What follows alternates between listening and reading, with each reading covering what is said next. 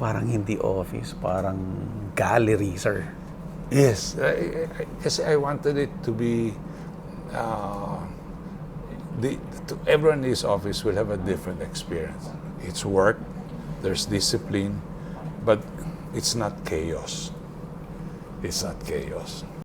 Gusto mo bang matuto ng agribusiness, crops, livestock and poultry, aquaculture, at ma-inspire sa mga success stories? Agribusiness, how it works! As a YouTube channel, Agribusiness features entrepreneurs, farmers, organizations, OFWs, investors. However, beyond our usual content and official endorsements, Agribusiness does not engage in other business dealings with them. While our viewers and featured individuals and entities may choose to pursue business deals with each other on their own, we encourage them to be cautious in doing so. This September, join us for a day of 6 panel discussions, exhibits, business socials, and dinner. Learn from agriculture's top experts and explore the ideal farming venture for you at Agribusiness Connect, happening at Elements at Centris, September 28, 2025. Doors open at 12 noon. Don't forget to register through the link in the video description box or simply message us on Agribusiness Facebook page. You may also text us at 0917-827-7770. Strictly no walk-ins. Meet the Agribusiness Connect panelists. Rice and corn, high-value crops and orchard, smart farming and precision agriculture, livestock and poultry, aquaculture, mechanized farm machineries. See you in Agribusiness Connect. Agribusiness Connect. Agriculture in full view. And even the furniture. Ganda. There is a story to this. This is an abueva sculptured. Okay. Our national artist, si Napoleon Abueva. Wow. In 1972,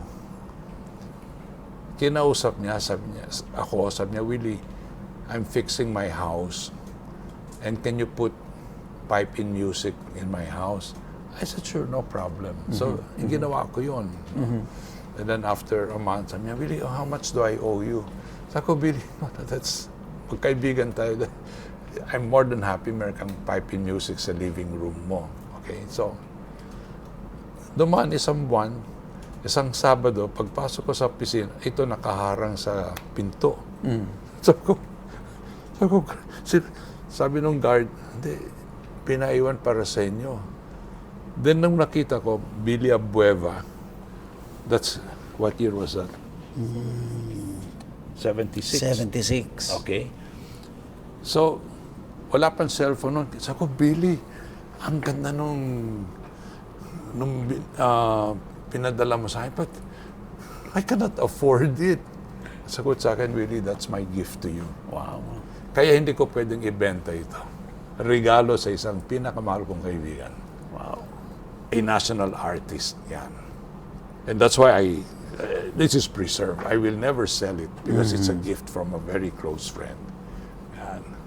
Sir, may kwento rin to, right? Itong mga office, what do you call this? Furnitures? Furnitures.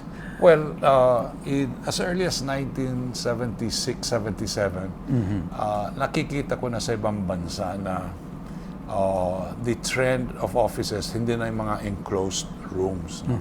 You have to come up with open plan, office landscape. And so nakita ko yun and sabi ko, this is an opportunity. So I started this in 78 and at the time everybody saying, that will never work. No? But sabi ko, the day will come when prices of real estate go up. And today, that's a standard today, you see. So you have executive floors, they have the private rooms, but all the general office workspace is all open plan. Yan. Grabe. So at that time, parang ano to, It weird was- idea. Yeah, it was revolutionary, unheard of. You see? Maybe ang kagandang halimbawa niyan is, at that time you talk of a EV car, unheard of yun. Today, it's accepted already. Yan. Noong 1990, kasi noong 1974, kaming gumawa ng sound system sa Folk Arts Center for the Miss Universe. For Miss Universe. The first Miss Universe in the Philippines. Yes. Okay. And then in 1994, again, it was held here. And yung organizers ng Miss Universe called me up. They said, Willie, can you host the lunch for all the Miss Universe candidates? Sabi ko, saan? Sa racks mo, sa Remedios. I said, wow, that's an honor. Yes, sabi niya. Sure, I said, I will gladly do it. So they all came. All the contestants. Yes, and then... Sila to, sir. Silang lahat. Thank Wow. you for a wonderful time. Delia, Miss BVI, ganon. Yeah. So, yan. Best wishes always. And Miss Cayman Islands, Miss Rothschild, Miss Canada. Yan. Charlene Gonzalez, Miss Philippines. Siya to. Yes, that's her. You see? So, all of this became a memorable thing for me to keep. Yeah. Miss Hong Kong, Miss Island, Miss Aruba, Andiyan si Miss India. Miss India, and then Miss Colombia. Colombia. Sila yung mga winners. Yes, and they were all the beautiful women. No? And Miss sir, USA. sabi nyo, yung nakwento niyo sa akin na yung first Miss Universe, diba, kayo yung ng audio. Yes. So you're behind the scene. Yes, oo. And ang nangyari nung nag-lunch na sila, sabi ng organizer, Willie, they would like to meet the owner of the place. Can you welcome? I said, yeah, sure. So I welcomed them. And I said, thank you for being with us. It's a privilege. But sabi ko, I have a story to tell for all of you. And I said, this is the story I want to share that is so meaningful. 20 years ago, we held the first Miss Universe in the Philippines in Folk Arts Theater, 1974, sabi ko. And at that time, my role was, I was a technician. We were all technical people doing the sound systems. And the house rules of the organizers, we should have no verbal or physical contact with the candidates. We should leave them alone, okay? And we respected that, but in truth, that was my dream. How I wish I could invite one of them to have dinner or date, but it never happened. And lo and behold, after 20 years, I'm having lunch with all of them. you. It's coming full circle. Alam mo nangyari? They all lined up to kiss me. Yan ang istorya niyan. Wow. Nakakapangilabot nga eh. Carolina Gomez of Colombia wanted to open a racks in Colombia. In Colombia. And because she spoke Spanish, I could speak Spanish, she really wanted, Sir, anything else you want to share with us dito sa office? Everything I have here has a story, okay? And these are horses that but I will bring you back to one painting here. Yes, sir.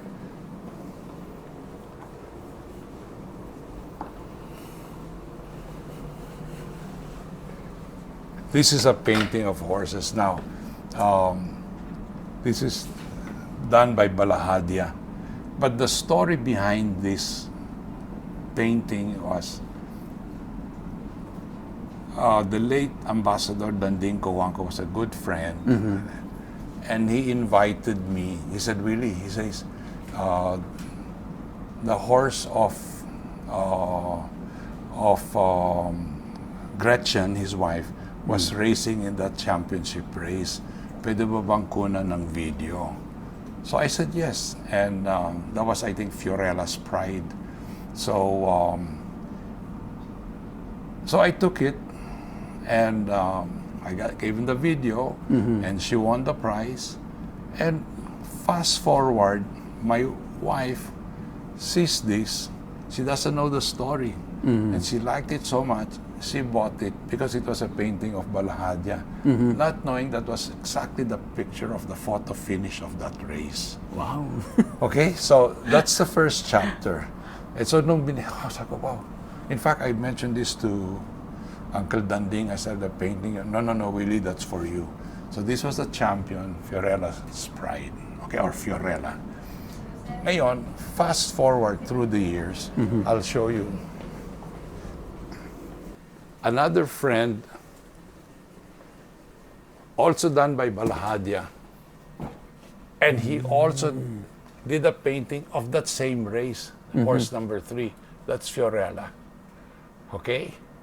And then it landed with me. Okay? And then forward, another friend just gave me this painting, Flash Dance, also done by Balahadya. And Balahadya has already since passed away. So all of these paintings mean so much. You see? And then itong horse naman, that was in 1970. I was in Hong Kong, in one of the shops in the Sheraton in Nathan Road. And this was on display.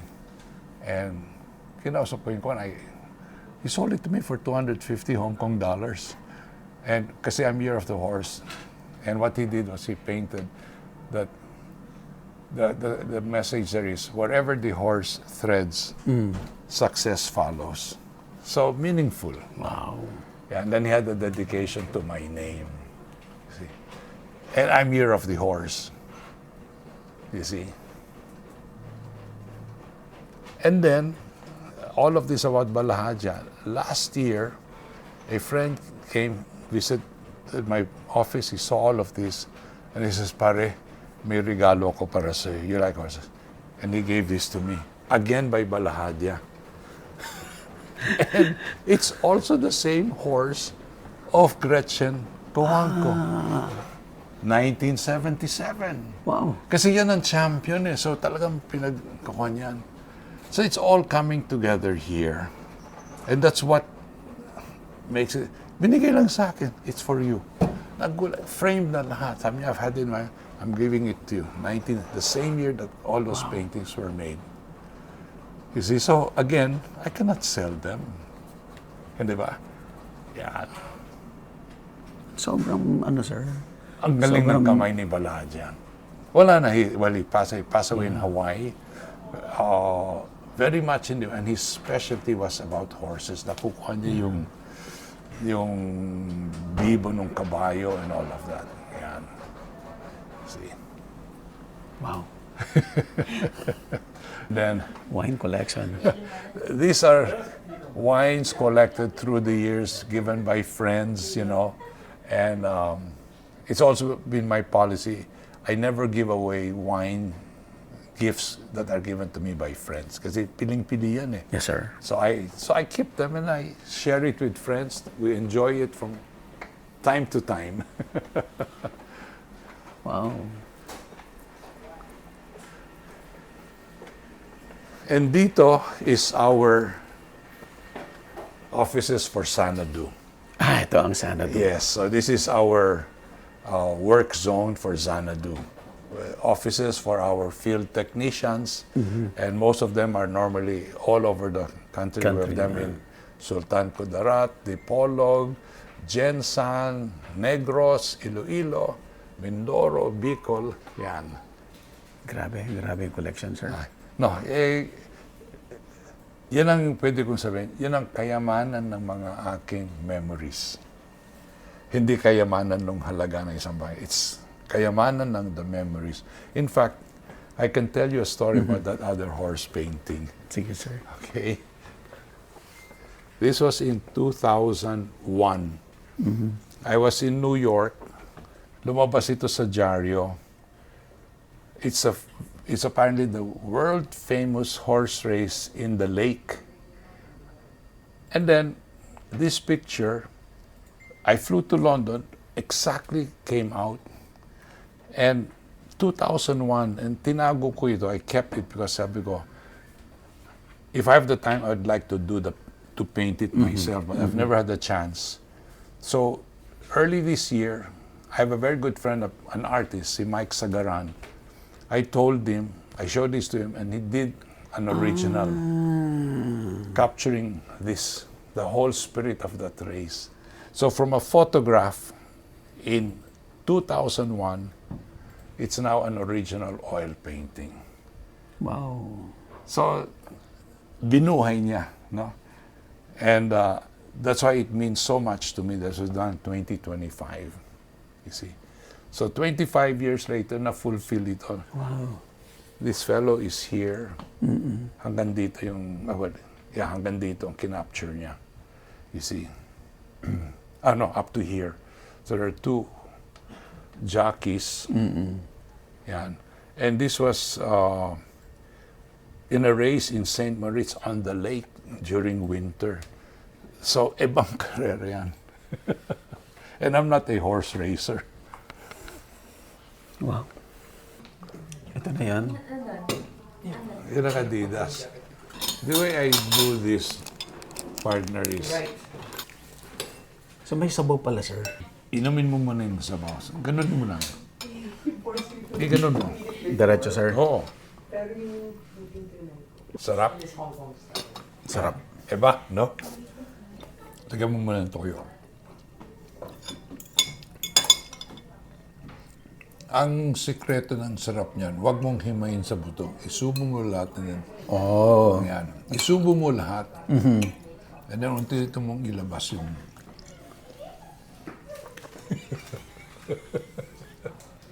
Favorite niya to, sir. Sarap. Ha? Sarap. This was a recipe of my late father. Ooh. Bibili siya ng mani, pakukuloy niyo yung mani. Ang sabaw niya parang gatas. And then, boiled. So, nagbibigay ng lasa. Very healthy, very rich. Aside from peanut, ano pa pong linagay dito? Luya. Luya. Ginger, luya. And then, konting lemon para mawala yung lansa kung sakaling meron. And a lot of pepper. Just boil it po ng Boil it for mga 3 hours. 3 hours. Wow. Slow cook. Slow cook. It's your first time to try it this way, ano? Yes, sir. My first time. You want more broth? Ang sarap ng sabaw kasi ang lapot eh. At you're drinking pure collagen. Katulad itong kinakain na ito, hapunan ko na ito, partner. Hindi na kayo magdi-dinner, sir? Talbos ng kamote? I eat that every day. Talaga, sir. Patigman ko sa'yo. Mayroon tayong talbos. Na-prepare ko, sir. Ha? Na-prepare ko pa. Na-prepare mo na? Okay daw. Ready na. Ready na, alam na nila. Kainin na natin ang burgers habang mainit. Ha? Oo, habang mainit. Ayan ang talbos ko ng kamote. Parang salad. Oo. Favorite niya to. Yeah. For me, it's my healthiest meal, vegetable, boiled. But for me, eating this, guilt-free ako eh. Do you like a little red wine? Ikaw mag-drive? Okay ba, Sofia? Red wine? Dalawang red wine. Yeah. Tapos na tayo. Then, konti lang sardine with rice. Okay, sir. Ha? Order. Sir. Just a little red wine. Little grape juice.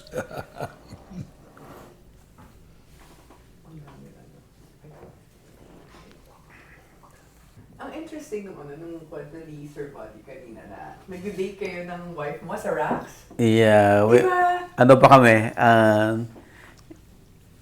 Hindi pa kami married.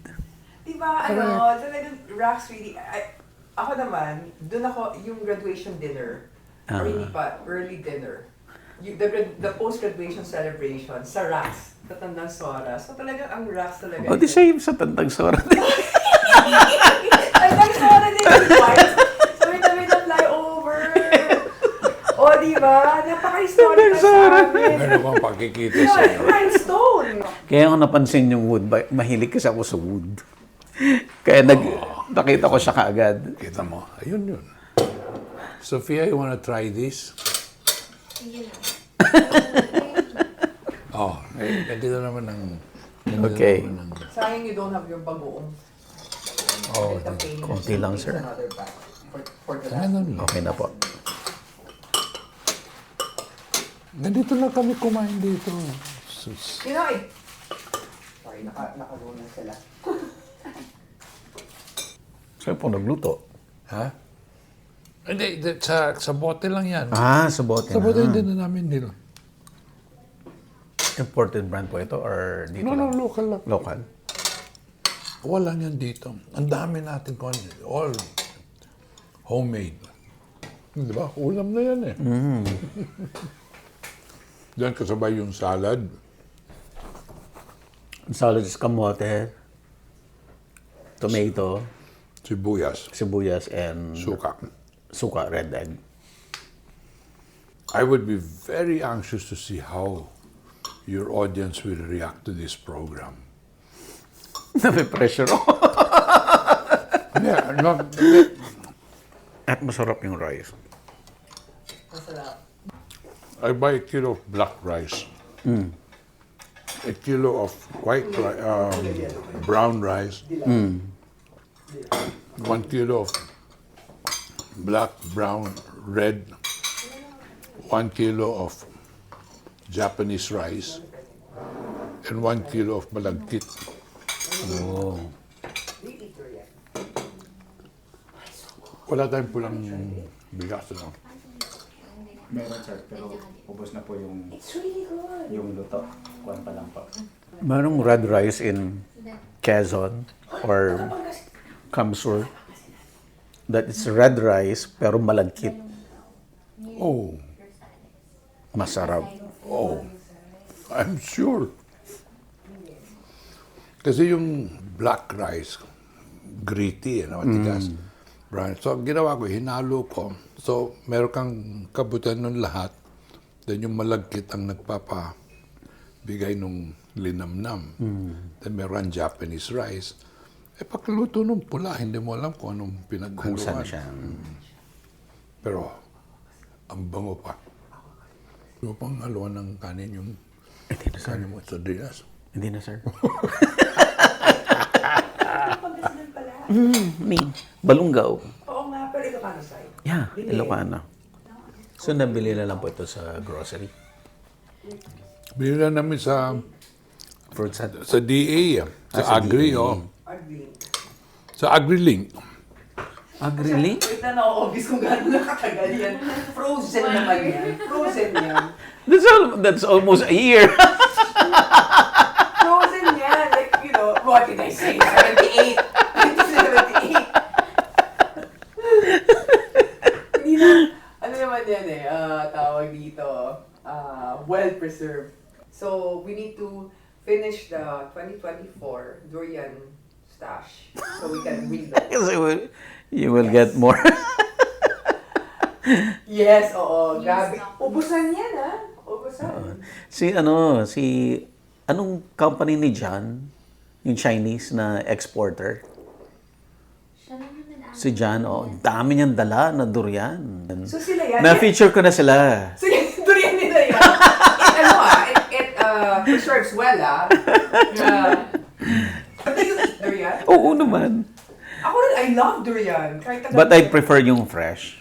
Oo. Talaga. Yeah. As in, Which is hard baka for- kaya kong ubusin yung isang ganun. Kami rin. Wow. So, kaya kami andito because, of course, sa Sanadu. Konting, lang sir, about the product. Well, Sanadu liquid fertilizers come in 3 forms. Yes. Okay. We have an F1, F1. we have an F2, and F3. Ang kaiba nitong tatlong bote is F1 is a growth booster. Okay. In the early stages of plantation, this is what is applied so that the plants can grow faster, stronger. Photosynthesis sets in. Then we have F2, which we call the blossom booster. So during the flowering stage, this is where you produce more flowers, which becomes fruits. So this is what we call the blossom booster.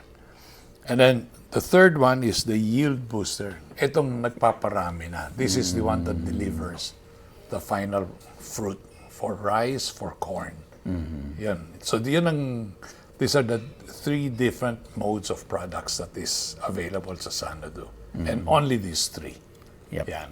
And sir, no, it's not a foliar. It's a Okay, foliar is a method of application that's applied to the leaves. okay. Now, ours is liquid, and we make the distinction calling it a liquid fertilizer. You see, because there is a perception that when you mention foliar, the farmers have the perception it is just an additive, a supplement. So we want to make that very, very clear grammatical distinction. It's a liquid fertilizer, yan. Yun ang kaibahan ho. Yan ang kaibahan. So, instead of gumamit ka ng granular fertilizer, liquid fertilizer tayo. Yes, and this can be used standalone. That is the most dramatic difference of our product. No need na may combination with other products. Ito lang. It can stand alone, yes. Yeah. And cost less, higher yield, higher harvest, and of course they can earn more. Ayan. So, ulitin lang natin. So, ito from young plant to vegetative stage. Yes. Ito naman yung flowering Yes, blossom booster. Oh, dun sa stage na yon. And finally, yield booster, yung pamumunga na. Namumunga na, pamparami. Yes, pamparami ng bunga. Ng butil. Yes. Yan. Sir, segue tayo ulit, sir, doon sa mga, yung mga naunang business, like dito sa audio. Yes. This is a product. This is a Bose 901 speaker. This was the first generation of speakers that was produced by Bose when I started distributing them in 1968. This is now a classic speaker. They call it the Bose 901. Classic ito. And the principle of this design is they call it a direct reflecting. The speakers are aimed at the wall. So ang sound is projected to the wall and then it is reflected back into the room. Parang magbabounce. Yes, yan ang kuwan. Wow. So these are classics now. This is the famous chalice stand, and this is already a vintage speaker. And then here we have the amplifier, and this is also a vintage amplifier. This is an Altec Lansing 9440 800 watts amplifier that we used to install in the 70s. And yun ang aming ginagamit sa ngayon. Ginamit nyo to sa Miss Universe 1974. Yes, yes. Okay. Yung Sanadu, it's something na outside your comfort zone sa lahat ng businesses na in-establish mo.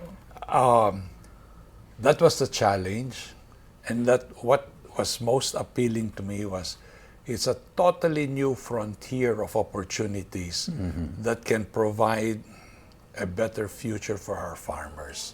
In fact, the reason I came up with the name Xanadu was I grew up with Sanadu, meaning Tomorrowland. So with Sanadu now, we produce more harvest that will bring the farmers closer to the Tomorrowland. Yan. Sir, konting lang. Kasi ang rice is one of the very political crop. Yes. Okay, sir. Dahil andyan ka na rin sa industry, ano yung stand mo doon sa mga nangyayari ngayon in terms of too much importation? Okay. Tapos mababa ang production? Yes. Ang maganda nito is I think we can contribute to the overall productivity of rice for the country at lower cost, higher yield.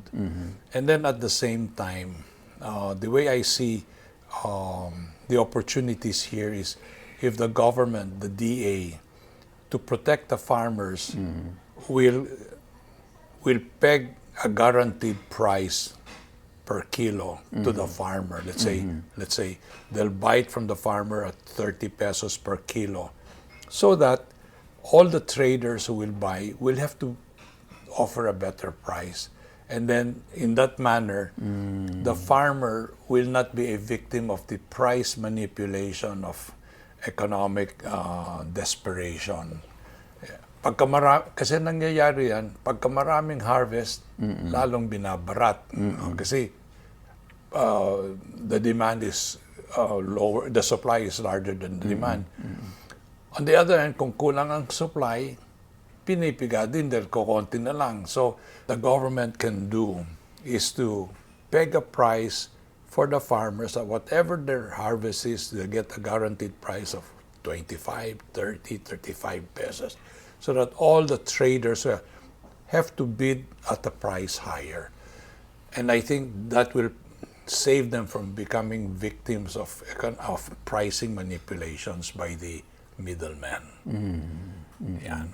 Sir, is it possible na sooner or later maging exporter tayo ulit ng rice? I think if we achieve this first phase, and the farmers are now financially more empowered, they can produce more because they're earning more, and they have the resources to produce more.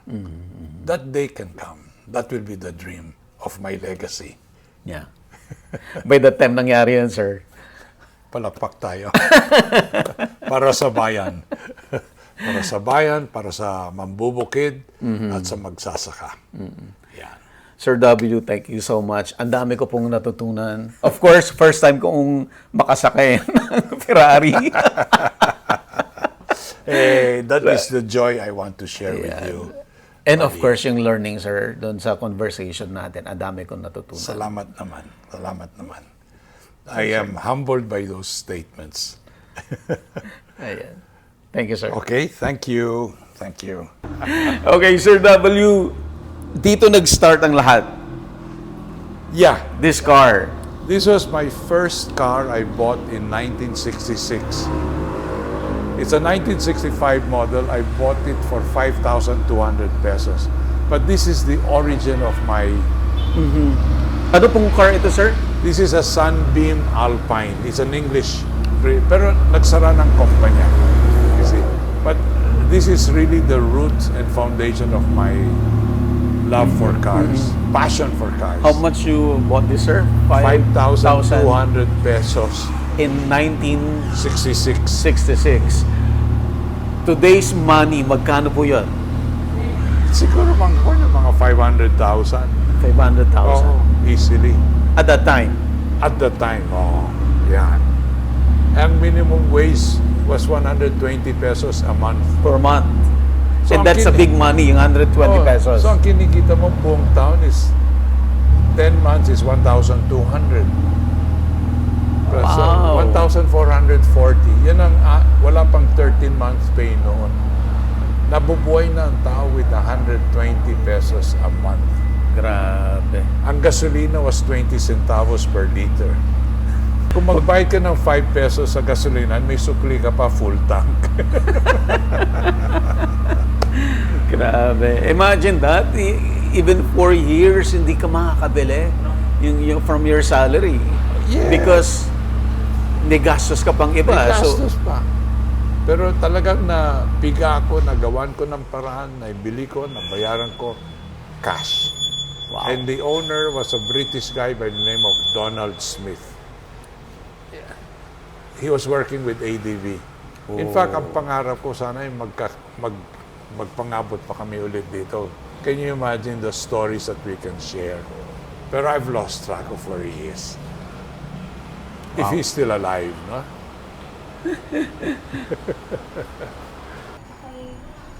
Then we can turn around here. Oh, see, meron pa naman siya. Ayan. ano, sir? Okay, ay, sa pag Okay. Pero di ba dapat you're gonna be here? Doon tayo. Doon naman tayo. Dito, so you can get part of the red. Mm.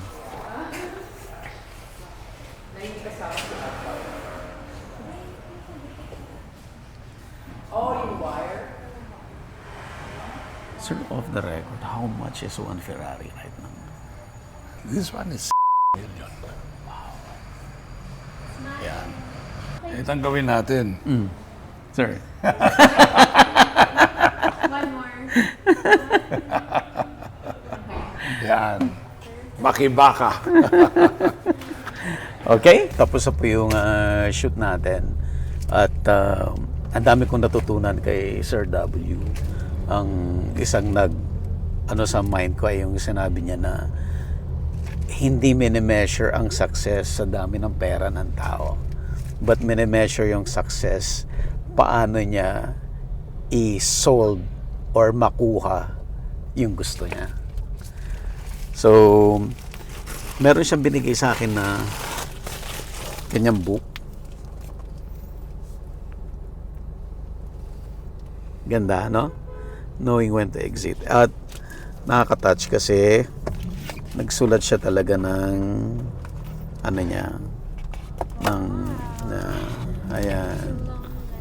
Yeah. At Dear Buddy and Sophia. Ayan. So yun. So personally, hinad niya sa akin to. At yeah. Isasama ko doon sa collections ko rin. Sobrang na-impress ako doon sa collections niya. Sobrang dami at nakakatuwa doon yung collections niya. Hindi, of course, mix, no? May mga alam mong mamahalin, but may mga items na small things. But lahat yon may meaning sa buhay niya. By the way, yung book ni Sir, limited edition to. Piling-pili lang yung yung binibigyan niya ng copy. Nakakatawa.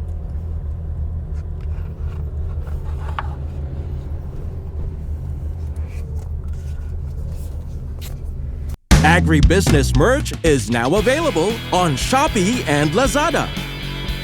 Agribusiness, how it works. Instruct, inspire, succeed.